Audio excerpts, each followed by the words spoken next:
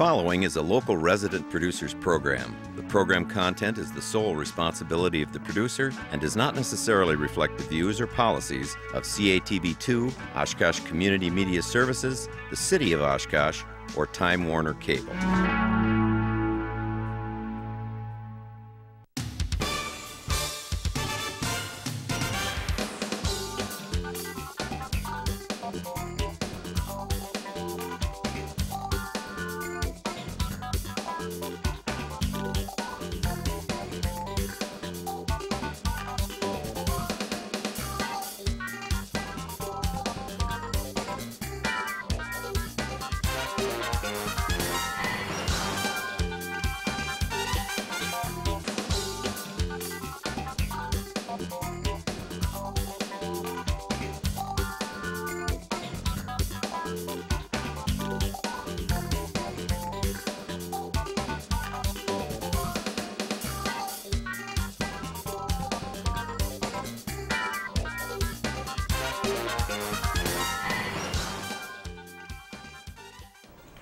Hi everybody, welcome to Eye on Oshkosh. Cheryl, Hentz, and Dan Rylance here.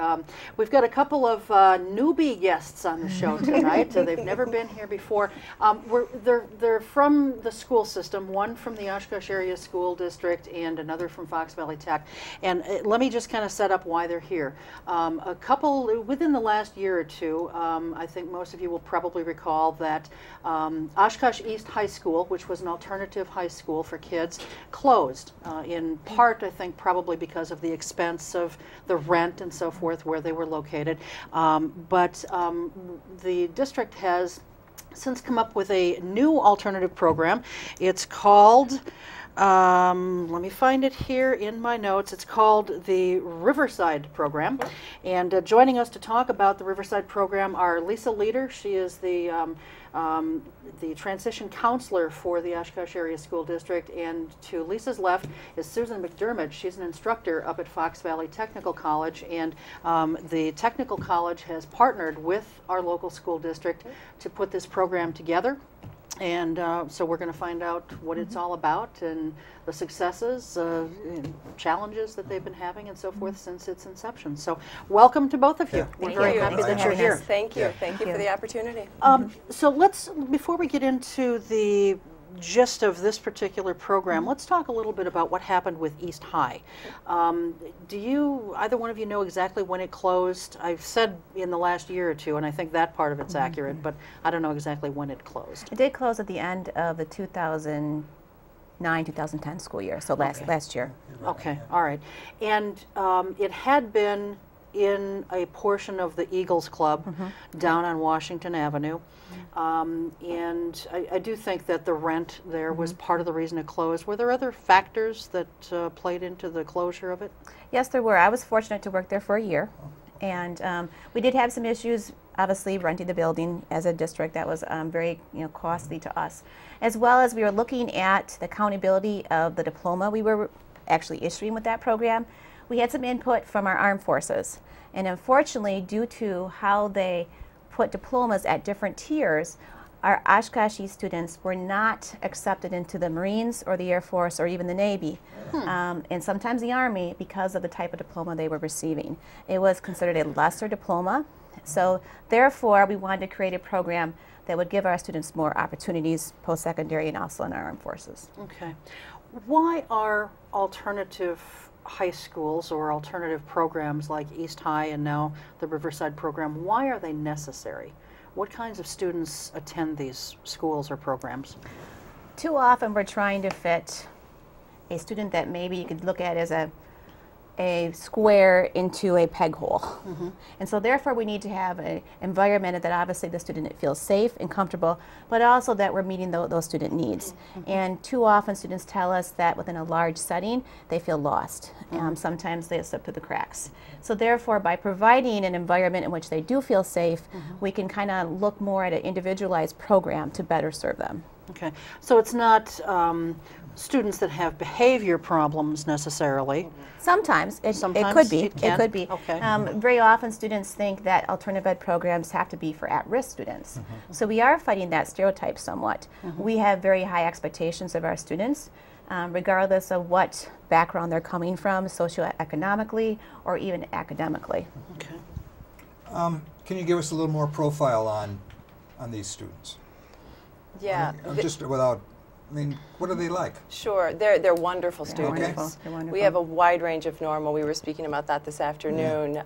We serve students who, for one reason or another, traditional did not suit their needs. So the alternative provides a choice to them for this. So the picture of what we're dealing with are, again, wonderful students, very capable students dealing with real issues that have put education at a point where it runs in competition with some of the other variables that exist in their lives. So we're able to meet these students where they are and kind of tailor their education to meet their needs at this particular time. Gender is more males than females? Not necessarily. Pretty About even. even? Pretty even. You know, often with these students, they don't have any hope for their future. Okay. So we can give them hope for their future, then obviously those other issues they might be dealing with in their life seem to be a little bit easier to deal with. How many did you have at East, and how many do you have in this program? When East High School closed, we did not have a very high enrollment due to the fact that we weren't accepting new students because we knew we were closing. Close, sure. So when the school year ended, roughly 40, 50 students on our roster. More maybe before. More before that, about 150. Oh, really? When they were operating full. Now this year in our program we have 42 students. Okay. But and it's a that's new program. capped. And that's a new program and it's Okay. a capped enrollment. That's as many as we can take at the moment. Yeah. It's 42. Yeah. Ask a couple more. Sure. Yeah. go ahead. If I go there, am I eligible for extracurricular activities at either North or West, or play on teams, Yes, things you like are. that? You have every right a traditional high school student would have. Okay. So we did clear with WIAA that you can participate in extracurricular sports. Okay.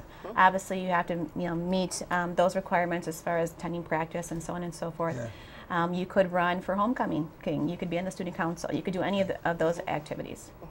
Do they like to do this, or they kind of they don't like to do this? I mean, we're talking about sort of a different mindset. So Sure. you know, Do they like to do the extracurricular Yeah. activities? I think those students who have been involved in them coming into our program Okay. are trying to maintain those relationships. Not all of the students that we have were participating in those, but if they were, certainly that's something that we want to keep them involved in if that helps augment their experience in school. do they take standardized tests just like those students at West and North? Yes, they do. They do. In their sophomore year, just like they would. Sophomore. Okay. And if they are participating in extracurricular activities, do they have to maintain the same kind of grade standards, if you will, that they would if they were at North or West? Yes, they do. Okay. For example, if you want to be on an athletic team, you have to make sure that obviously your grades are high enough and meet those athletic code standards in order to participate. Okay. We do it in a little bit different way because we don't issue grades per se, so we have to look at competencies. Okay. All right. Fair enough. So the East closed at the end of the 2009-2010 school year. Okay, so there really wasn't any downtime. Correct. Because this program started up during the 2010-2011 school Correct, year. yes. So you put it together over the summer, or how long has this kind of been in the planning stages? With the closing of East High School, the district realized that we needed a program that had the short-term goal of meeting student needs. We need that program quickly, Sure. but also had the long-term goal of making sure that we were identifying strategies that we could use with alternative ed students and improve student learning. So therefore, we went to Fox Valley Tech as a district and said, will you partner with us? Out of that partnership came a curriculum, and we actually met late spring, early summer, put together a curriculum that we are using based on competencies, but really does allow for a lot of career exploration, and that is one of our main focuses in the program. Okay. How do they, you said you're not issuing grades per se, in that you're looking at competency. How do you really evaluate or even establish core competencies for these students? Sure. When we meet our students, we do it through an orientation. One of the first things they do, it's a competency-based program, so we have to find out where they are as far as their reading level. That's the first place that we start with. So after the orientation's over, we go into a quick reading assessment, which is just a snapshot of where those particular students are on that particular day. It's not the end point, it just helps us kind of match them up with the appropriate curriculum materials. Okay.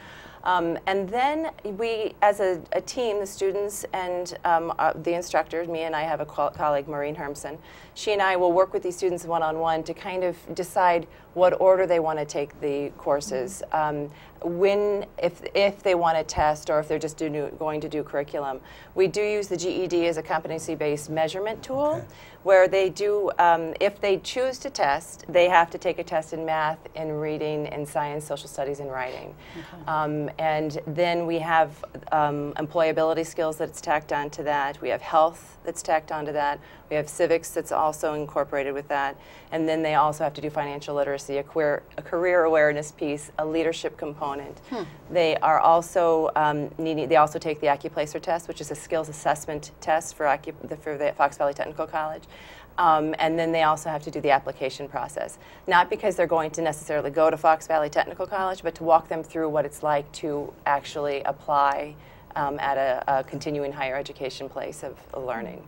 So those are what they have to achieve, and together we kind of, the students and the instructors, and with Lisa's support and help, we try to tailor it to fit their needs and have them kind of take control on how quickly or slowly or whatever they do to get through it. You mentioned, you know, some of this additional coursework like financial literacy and things like that.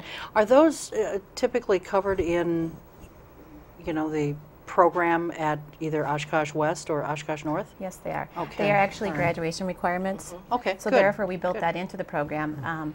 And with that, too, that's opened up some doors for students. So we'd be able to use, like with the financial literacy curriculum, now we have students going to the Reality Store, which is a program out of the workforce development here in town. And therefore, we've had those experiences adding to our curriculum. When we put together the program, we looked at benchmarks. And so we wanted to make sure that all of our coursework was meeting district benchmarks in those areas. Okay. And with those GED tests, too, we found that, as Susan mentioned, they have to have that average of 450 on those GED tests. And if they do pass those GED tests, they're surpassing 40% of all graduating seniors. Because 40% of all graduating seniors cannot pass those GED tests. Now, DPI sets certain standards and initiatives that students in traditional schools have to meet. How do you ensure that those initiatives set by DPI are met with this particular program? One of the initiatives that DPI has, obviously, is making sure that we are increasing our graduation rates, working on our dropout rates. And they're doing that with the Every Child a Graduate campaign. Okay. So this program really fits well into that, as well as we're really focusing on the rigor, the relevance, the relationship within our program. Okay. Can you, I'm trying to visualize a day in this school. Can you help me a little bit with that? I mean, do all the students aren't taking the same classes, right? No. Eventually they will, Okay. but it's really student-driven on Okay. which ones they take. Okay. Of course, we lay out what they need to have to complete, but they get to choose that. So you can be sitting next to someone who's working on a completely different subject than you are, Okay. if you're a student. But there is that sense of commonality, and that sooner or later you will be hitting a lot of the same subjects, and that's where a lot of the just the building of the community takes place, because there's a lot of cheerleading that can also take place. This is a one-room school? Essentially, it is. Okay. Well, I mean, Essentially, it is. okay. Yeah, you could absolutely say that. Yeah. It's a one-room school housed in Fox Valley Technical College, though. This is a wonderful partnership that we have, and we're very proud of that. They do take the learning takes place at the Fox Valley Technical College here in Oshkosh. Okay. So they are in an adult learning environment. It's tailored to them, as I mentioned, and we try to do that in a quiet learning environment. So it helps everybody kind of achieve, in that amount of time that we are together, as much as they possibly can. You know, you're there all the time as... I'm there, and I'm also at North and West, Oh, you are? meeting My with God. students that are coming into She's the program. busy. So Very. Sorry about that. And you're one of the instructors? Correct, You know, yes, okay. yes. we are very fortunate to have the staff Oh, we have thank working you. with this program. Thank you. Give me an example of a class you teach. Well, we have sessions in the morning and sessions in the afternoon. Okay. So we start at 8 o'clock in the morning, and we start with attendance. We hand out their folders. Each of them has a folder, and that is their kind of their locker, if you will.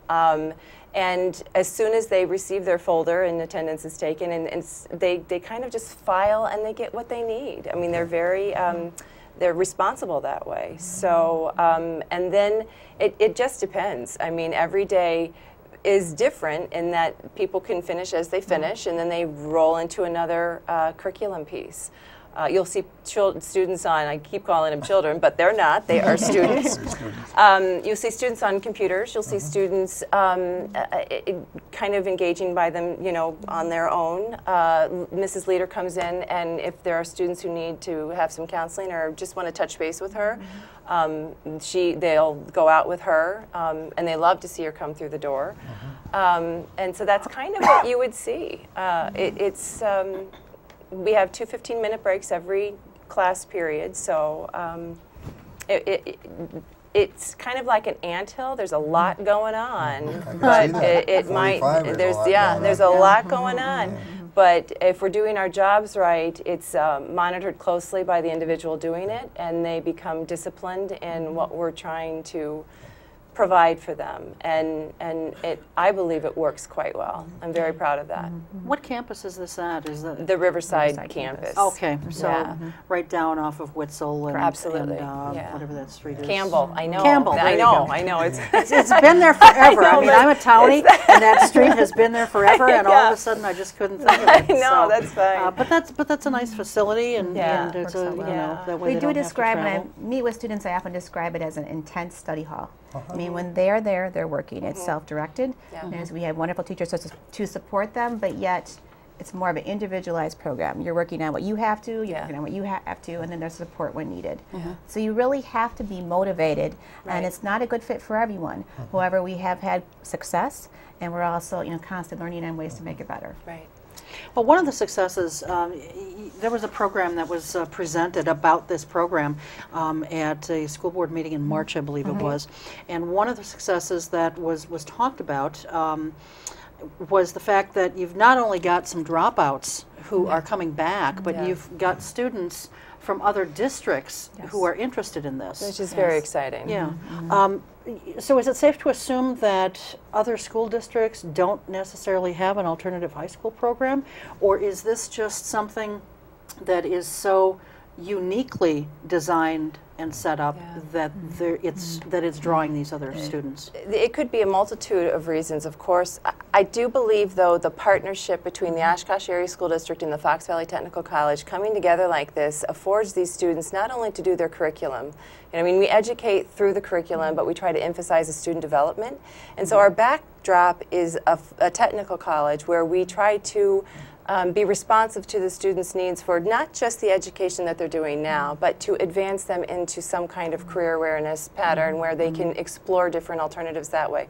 So there's that match of bringing the curriculum and then the career kind of together. And that synergy, I think, is something that is ignited in this particular program, and I think that's what makes it unique. I think that there should be more like these, and hopefully there will be. So, you know, that could be one of the reasons why people are being drawn to it. You know? Well, I would think, too, that, you know, just being in an institution of higher learning, even though they're not sharing classes necessarily with these students going to Fox Valley Tech, but they're still there. They're passing them in the hallway. Absolutely. Maybe talking to them at the water cooler or whatever. You know, and I would think that that would have some kind of a positive effect on them also, at least with some. Yeah, I believe it does. I think that we also try to take advantage of all the student board activities that the Fox Valley Technical College students are doing. So when we have people coming on campus to do, I don't know, a seminar in leadership or employment, we try to take those kids down there, and so they can be present and hear those views.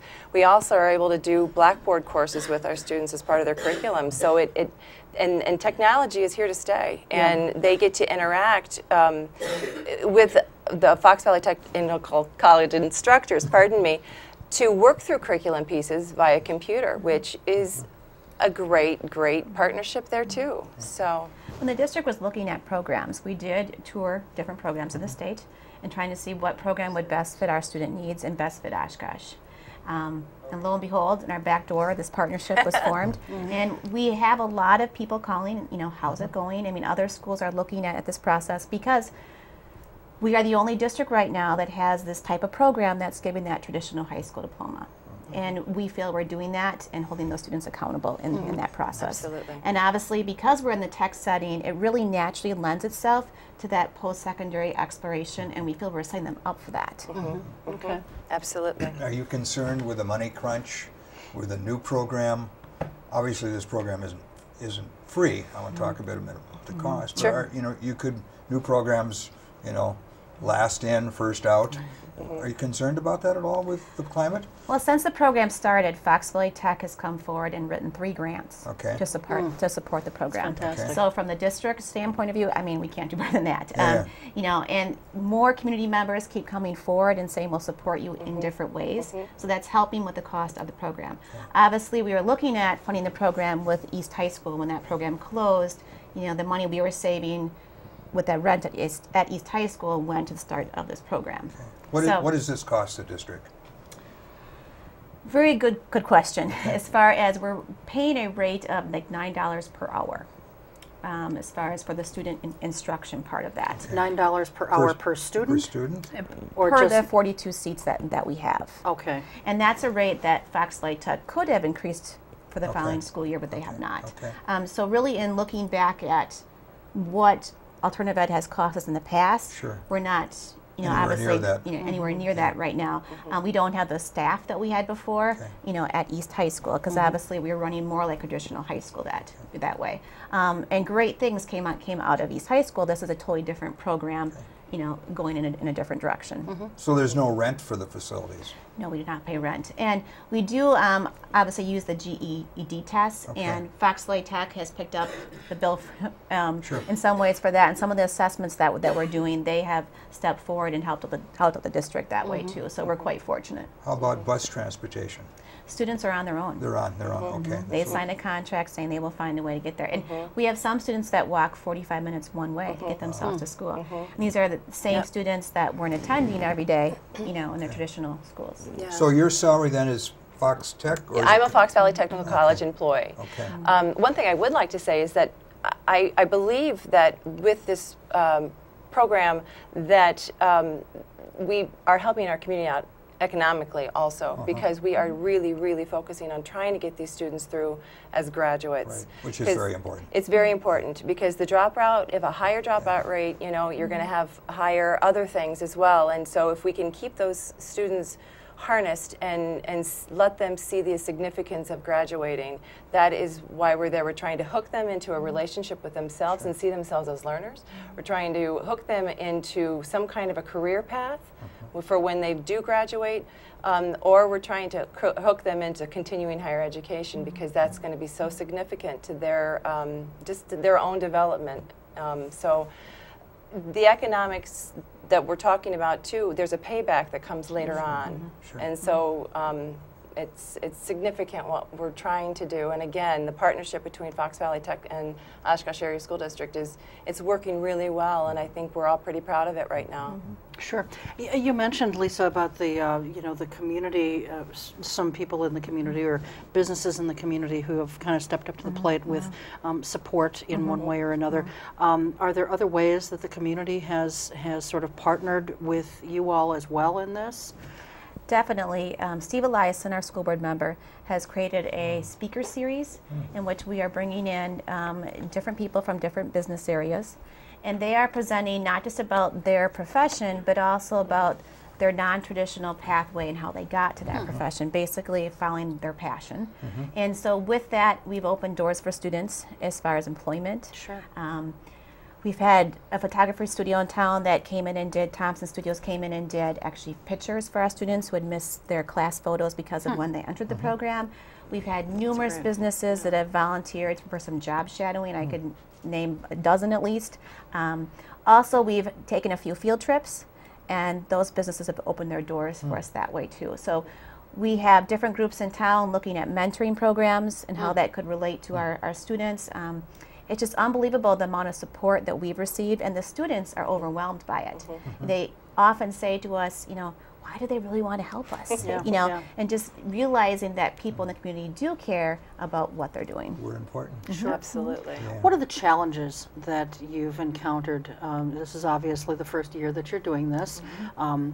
Things like this are never static. They're always kind of a work in progress. Sure. What have you encountered so far that needs to be tweaked, or that you've just tried and it needs to be changed altogether? Right, right. I think great one thing we're question. looking at is obviously the stereotype that goes along with alternative education. I mean, we have students that are attending that are coming to us with 18 credits, others coming with 4 credits. So there is that stereotype that they're there because they can't make it academically in a different school. Right. And that's not always the case. I mean, sometimes there's issues going on at home, sometimes there's illness. So we are fighting that stereotype, and we're hoping that by making our program accountable, that will help students be perceived perhaps differently. When we go on different field trips and different things, we have very high expectations of our students, and we feel it's a privilege to work with them. I mean, very honored to work with them. So we don't look at them as any lesser of students. Instead, we see, wow, look what they're capable of. So I think we are fighting that within the community, and maybe even within the educational system too, because of the different programs that we've had. Sure. And there's always that turnover. Sure. 45 students in the program thus far at present time. How many teachers are involved in this? We have 2 teachers. It's myself and Maureen Hermson. So she and I, we team teach one section in the morning, and then we each have our own afternoon section. So And what is the school day? It runs from when to when? in the morning, it goes from 8 o'clock till 11:45. Okay. And with 2 15-minute breaks. In the afternoon, it goes from 12:30 to 4:15 with 2 15-minute breaks. Okay. Yeah. If we had you back in 2 years and you're dreaming, Great question. where do you see us? Where do you see this program in 2 years? More teachers. More teachers. Because that would mean we have more students. Not Yeah. that we're looking for the at-risk student, I want Yeah. you, but I believe that if it's working for the at-risk student as well as I believe it is, that there are other students that might benefit from this program as well. So that's the reason. Not that we want more people that are dealing with some of the real variables that these students are dealing with, certainly not that. But I think that if we're making this work for them, we can make this work for other students too. So that's one thing that I would say. Do you envisage more students? Yes. Yeah. We do have a waiting list. You do. So there's always about 20 students on our waiting list. Okay. And sometimes you could be on a list for 3 months. It all depends upon the turnover, because they are entering and exiting, based on their age and when they're completing their curriculum. Correct. As well as we do have a pretty strict attendance policy that we hold them to. So sometimes students, if they're not attending, obviously there's consequence for that. As far as graduation, obviously if it's self-directed and kids are completing at different times, because they're all coming in with different credits that they have, what's traditional? Well, nothing's traditional about this, but what's a graduation like? What is a graduation like? Yeah, for them, sure. Well, or do they get to participate at the end of the traditional school year? Yes, they will. In that graduation They will. for whatever school they would have gone to. They would walk in their ceremony like they normally would at their traditional homeschool. Yeah. And we'll be having a completion ceremony for Fox Valley Technical College students too, which they're going to be welcome to join that too. So they're going to be bowled over with opportunities to walk with a graduation ceremony. But you're right, they do finish on different at different times, and so as much as we possibly can, Maureen and I try to celebrate those completions, because it's important for the student to experience that. Sure. But it's also important for those students that are not there yet to see, that could be me someday. Sure. That I can do this, you know. So it's we have to recognize them as much as possible, because it's critical to everyone's success. Absolutely. Very quickly, how can folks find out more about this? Just contact the district? They can contact the district central office, and they get in touch with me, as well as their high school counselors. Okay. All right. Very We good. do have an application process they have to do, as well as there's an interview, and then they do an orientation with our wonderful teaching staff. All right, terrific. Well, congratulations. It sounds Yeah. like Thank you. you're off Very to a great informative. start. Well, thank and you. Thank you so much for being here. Thank you. We Just sit appreciate tight. it. We're going to take a short break. When we come back, Dick Spanbauer, the State Representative for the 53rd Assembly District, will be here, and we're going to talk about what's going on in Madison, so we'll be right back.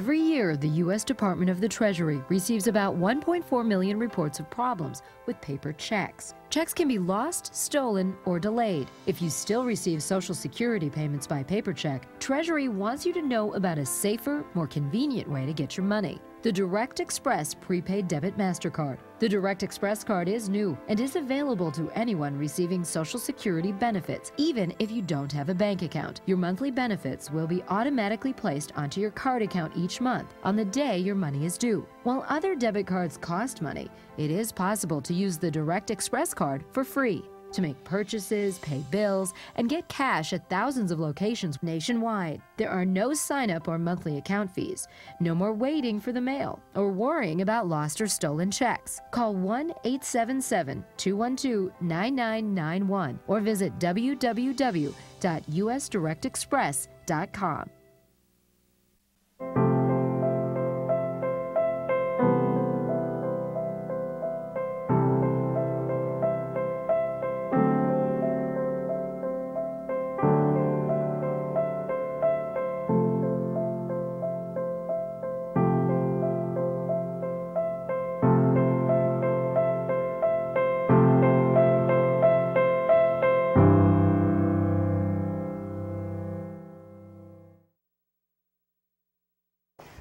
All right, welcome back to the second half of Eye on Oshkosh. Dick Spanbauer, as we promised, is here, and he's back from Madison, at least for the moment. And, you know, have you been on the show since you got elected? Oh, yeah. I think you have. I think I have yeah. been. Well, obviously the mood in Madison has changed since the last time you were here. How are things going? Well, I had to try and make it through a window to get in the Capitol one day, and that was quite interesting. I bet that was. We couldn't get in the doors, and the cops, I guess, what they had been instructed to is to let nobody in. Yeah. And I'm flashing my ID, and so is this other representative. And finally I said, let's try another window or another door. So we kind of made it away around the building, and lo and behold, there's an entrance where there's doors and there's a couple windows, but there's only about like half a dozen demonstrators. So the cops still won't let us in. So Cullen, Representative Cullen, he went over by the window and he said, hey, Dick, come on over here. And they were tapping on the window. And he said, come on, let us in, let us in. And they recognized us. So they quickly unlatched the window, opened it up, and the guy in back of me, a demonstrator, is helping me get in, and they're pulling me in, and I thought I was going to go head over first. And finally managed to make it in. But, you know, as I'm going through the hallway and the demonstrations and stuff and trying to make my way up to the my office, and then the assembly is right above me, okay. So I don't have far to go. But it was so disappointing. I remember going through my mind the fact of how many cops there was riot police on both sides of the staircase going all the way up and around. That's not counting the state troopers, the conservation wardens, anybody that had a gun. They were short with police, so they deputized, you might call it that. The conservation wardens, they had city cops there, they had county cops there. They had them from all over the state. You never imagined anything like that, never, I bet. Never. You signed on for this, never, did you? never.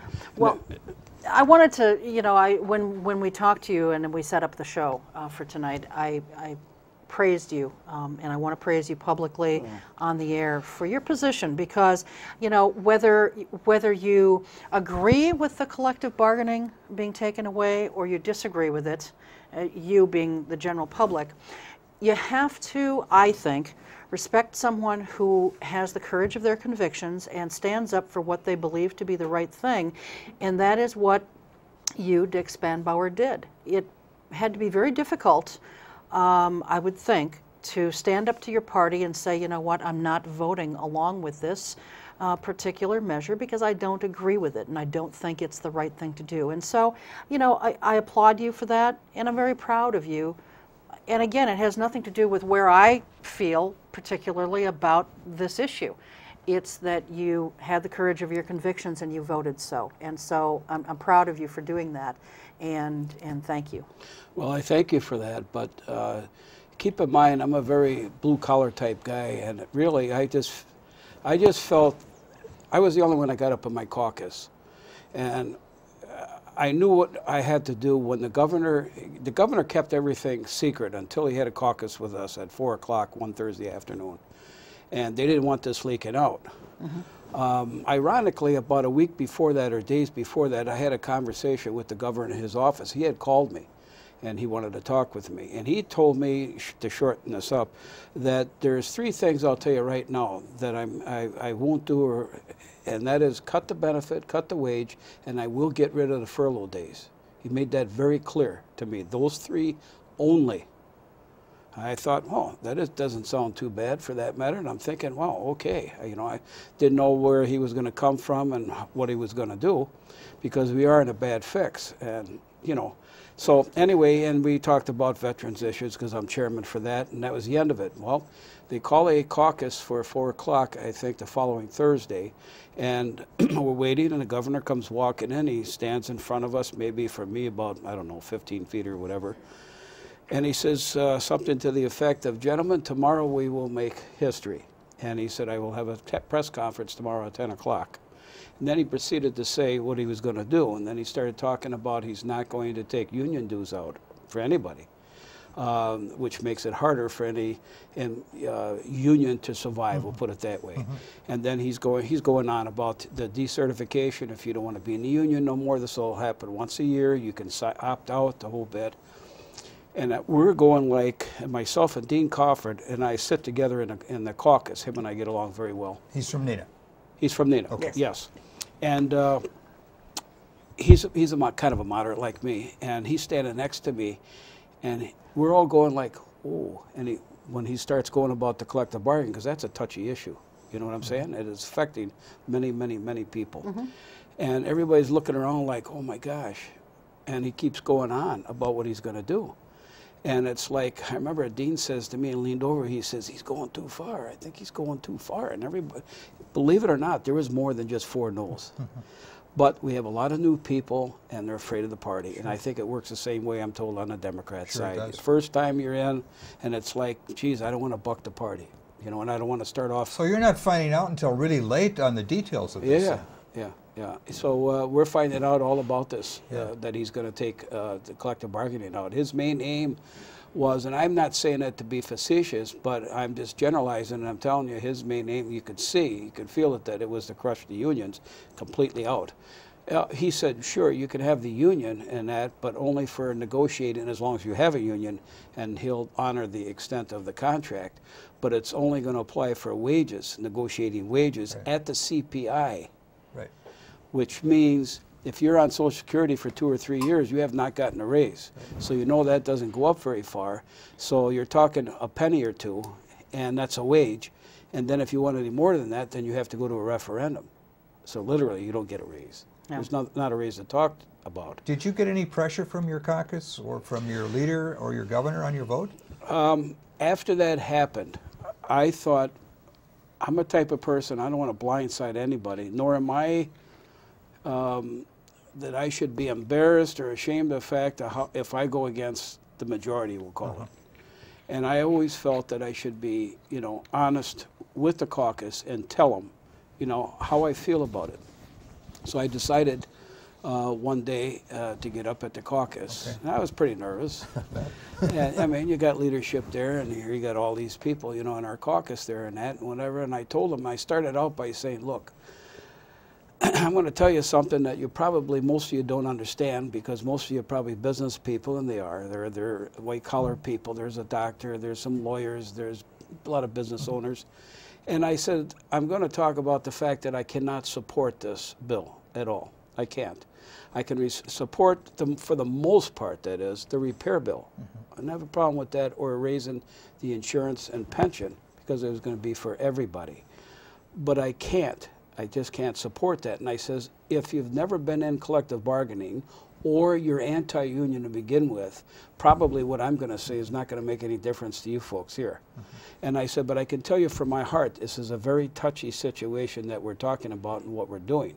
I said, I've been in collective bargaining for over 36 years, and I was not brought up to be anti-union. And you know, to me, it's crushing a voice. And to me, that's a sacred cow. And to a lot of people that worked in a union for many, many years, that is just exactly that. It's a very sacred thing. It gives you the feeling when this was happening is that they're taking your voice away. You have nothing to say no more. Just punch the clock, do your job, and that's the end of it. And again, I'm not trying to be facetious to the governor. I think in his mind, he truly feels that he's doing the right thing. The problem that we have, I didn't have a problem with the phone calls and emails. I had both my aides keep track of the phone calls and emails. I told them to keep a record of it, who's calling in, if it's a Democrat, Union, whoever, even Republicans. We had 90, I believe Matt told me 93 or 94% were for me to vote no. And they weren't all Democrats, and that's surprising. They were not all Democrats or Union people. There was a handful. I told them if there's anybody from out of state, there was a handful of that. That's it. But there was a lot of Republicans that called me and said, Dick, what the heck is Walker doing? So it wasn't all, like I said. And Did you quantify as to how many were from your district? From the district? Yeah. Oh gosh, I'd have that written. No, okay. I'd have that written. But you did. But I would see. I would have quite a few of that number because you have to remember in my district, I've got. You cover a large territory. Yeah, I've got 21 communities, and they're all including like Walpon. I've got all of Walpon. Figure that out. I'm right next door to the Cheetah. I've got the Oshkosh Correctional Institute. You got the Winnebago, the Resource Center. I could go on and on and on. So you got a lot of public employees. I have a lot of them, but they weren't all. They were people that work for Winnebago County, Fond du Lac County, plow jockeys. You know what I'm saying? Sure. Road workers. You name all kinds of people that were calling. It wasn't all teachers. And that was the most disappointing thing to me. I tried to call back everybody that wanted to be called back, even if they opposed me, because I felt they still had a phone call coming. Some of them I had to hold the phone out like this, I'm not exaggerating, but still, I felt you can't be one-sided and just like to listen to the ones that support you. I want to know why they're against me. And you know what? 9 out of 10. In fact, I'd like to say 9.5 out of 10 teachers. How could you like the teachers with the benefits they get? That's what I heard. And I said, this isn't all about teachers. But what was happening every phone call, how can you back them teachers? Do you realize how many sick days they get? You realize on and on and on. And I said, sir or ma'am, look. I said, there's a lot of other unions out there. There's people that clean the toilets, that cook, the cafeteria workers, clerical people, people that work for the county, repair the roads. There's state corrections. There's a heck of a lot of other people besides teachers. So what I'm saying is I'm dead convinced that it was against the teachers, against the teachers. And they didn't care about the rest of the unions or whatever else. We want the teachers to go down. I hate to be that blunt, but I'm telling you, those are the phone calls that I got. And you know what's really pathetic is the fact you really find out who your friends are. Trust me when I say that. You find out who just palled around with you because of your position. Of course. And you know, I'm 65 years old, and I can tell you, I don't care how old you're going to get, you're going to come across that. And I'm not new to that, and I should be used to that. But it was really disappointing, especially when you can't talk to somebody about it. Now, let me tell you something else real quick. I had a proposal. I figured, you know, it's easy to, all right, vote no, okay? But you have to remember, we're going to possibly, at this time when I'm thinking about this getting up in my caucus, how many people are we going to lose through retirements? It's the first thing. I've seen that before when a contract in the shop is going to change and it doesn't look like, you know, the pension's going to be the same. If anybody's close to retirement, they're out. I wondered how many teachers we're going to lose, how many people that work for the state corrections, your experienced people, the whole ball. A lot of thought went into this before I did that. And the fact is that a lot of people are doing that right now. They're opting out. But I lost my train of thought. What was I did have a... You know? I went off. I went off, and I know that's silly, but I went off. I do that all the time. Can I bring him back? Do you want Go ahead, bring him back. Okay, well, I'm going to change. You know, I'm trying to talk so fast because we're on short of time, and that's the reason why I got caught up on this. So it's our fault, right? Yeah, I got to blame somebody else. You said earlier that you supported the repair bill. We find out this week or last week you didn't need the repair bill. Yeah, that was the deal with the... how do you respond to that? Well, how should I respond to that? I'd like to say... Did they pull the wool over your eyes on that? I'm not totally convinced they knew this beforehand. I don't know. I don't Shouldn't they do their any research, though, Dick, before they put some major legislation You would think like so. that They have, before you guys? Yeah, they're a Shouldn't specialist. they do enough research to know You would that, think so. hey, you need this or you don't need it? What I think happened, too, is the fact that the governor, the way he was talking and our leadership, the way they were talking is, this is really going to be something. You guys are going to get an earful, the whole ball of wax or whatever. And I thought, you don't know what you're talking about. I'm sorry to say that, but I had that in my mind. I don't think you understand what you just did. I mean, I've been in collective bargaining a long time, and I know what happens when you try to take a voice away from people, or when you try to cross picket lines or something like that. And they were talking like, this will be over with, then we can go right into the budget. That's why we want to do this real quick, get it out of the way, then we'll go on with the budget. It was, and I thought, you think it's going to be that easy? We had upwards of 80,000 people outside demonstrating. But what was sad is the fact is the splits, even in the families. You start talking to a couple. Usually it was a case where the woman is the teacher and the guy is in the private sector. And so she'd say, thank you, Dick, for doing this and that, whatever. And I'd look at him, you know, and he'd say, well, I'm in the private sector. I can't totally agree because the public and private is two different things or whatever. And then she'd chime in and say, well, what do you mean? I'm just as important as far.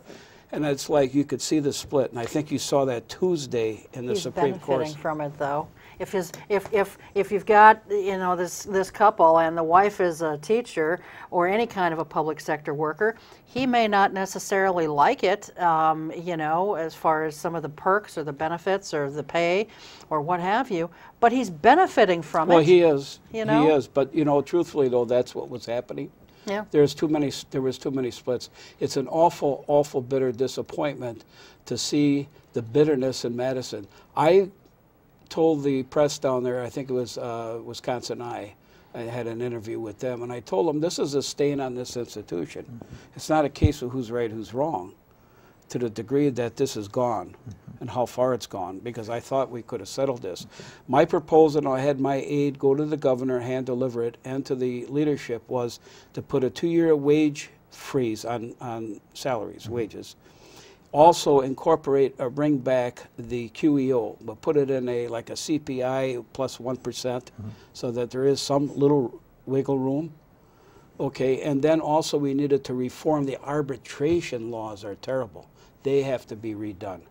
And still take out the insurance and the pension. And that would at least leave them the feeling at least we have a voice, because all the unions were saying, look, do anything literally you want to us. Take away the benefit, the wage, whatever it is. But don't take away our voice. That was made loud and clear.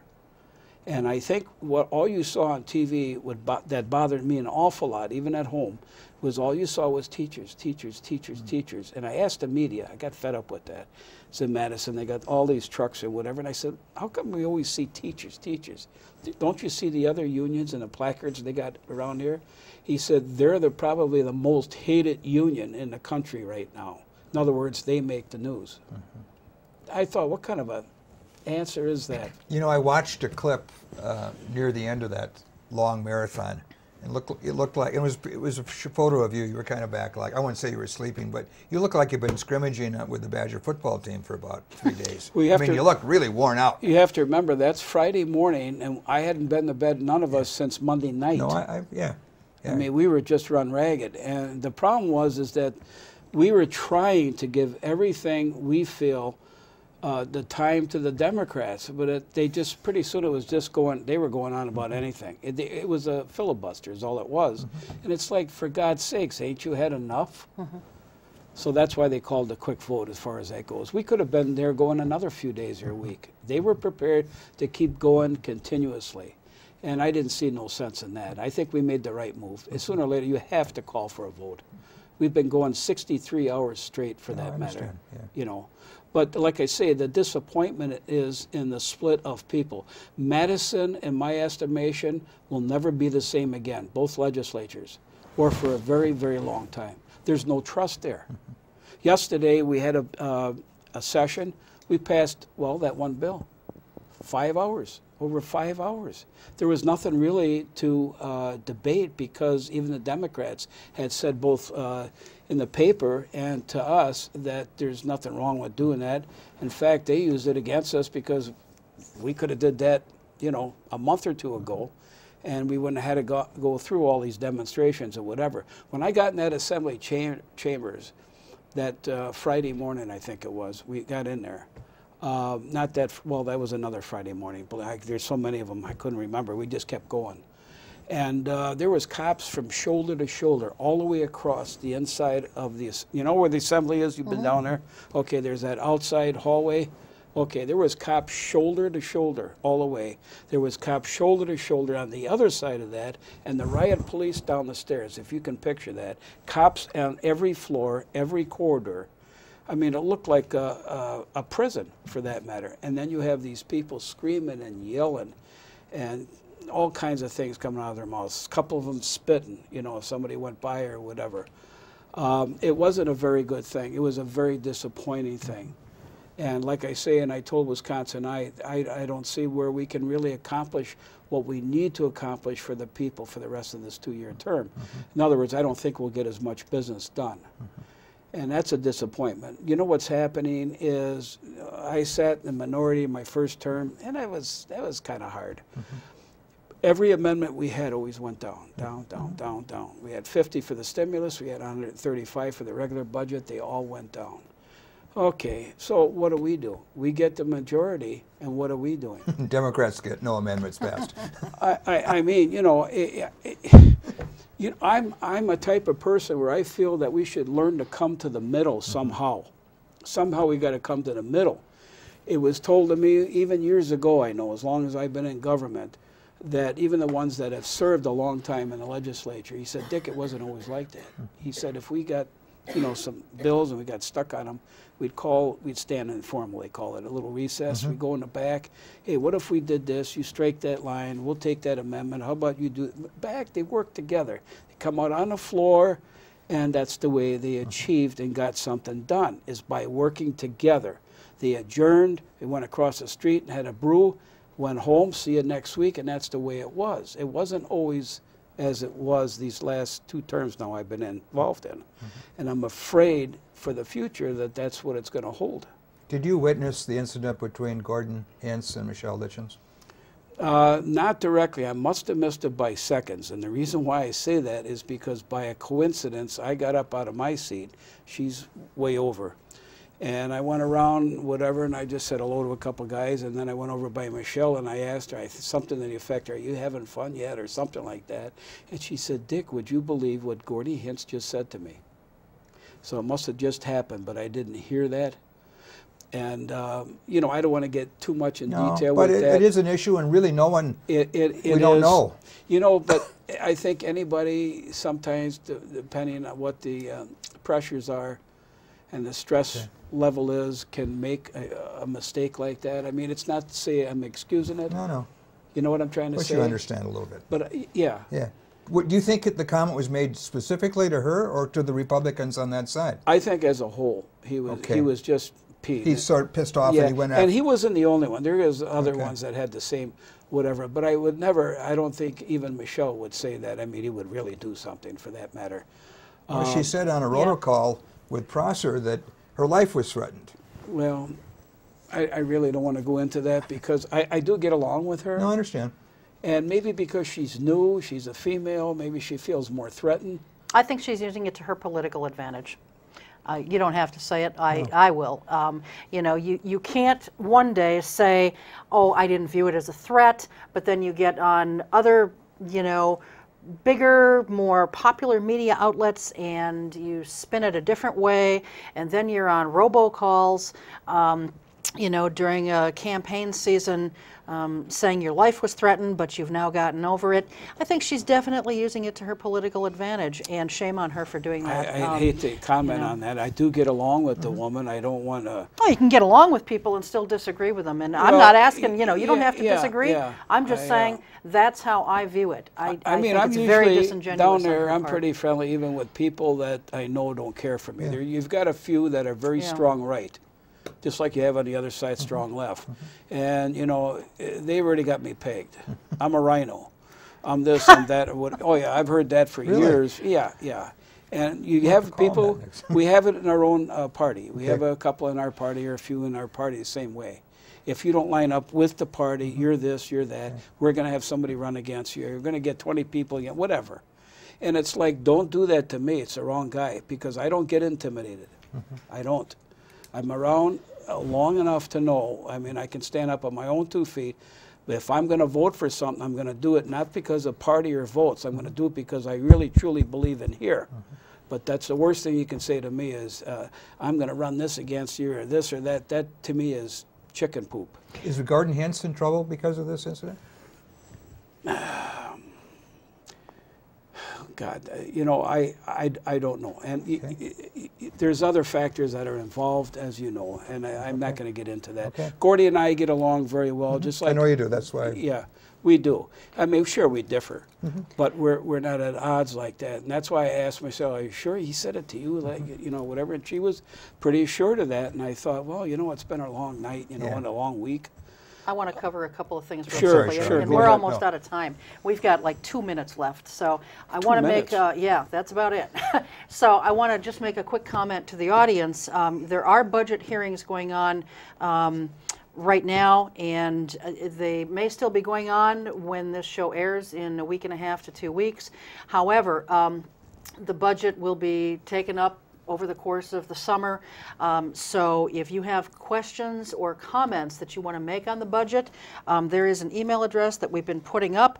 It's you send your comments to budgetcomments@legis.wi.gov. That's budgetcomments@legis.wi.gov. And now we're out of time, pretty much. Can you believe that? No, I wanted to talk to you about Badger Care and Badger Care. Know, right now we have a lot of requests in, and we have some help on that in the sense that some members of the Joint Finance understand that problem and that situation. And what the budget was trying to call for was most people wanted this to be fair, so the governor tried to cut it 10% across. Are we done? We're just about done. Just about done? Whatever. About. See what I mean? Why I have to talk so fast that I lose track of my memory starts going. You did well. You did very well. You gave us some good insight, though. And I try to. I like what I do serving, but you know what I mean?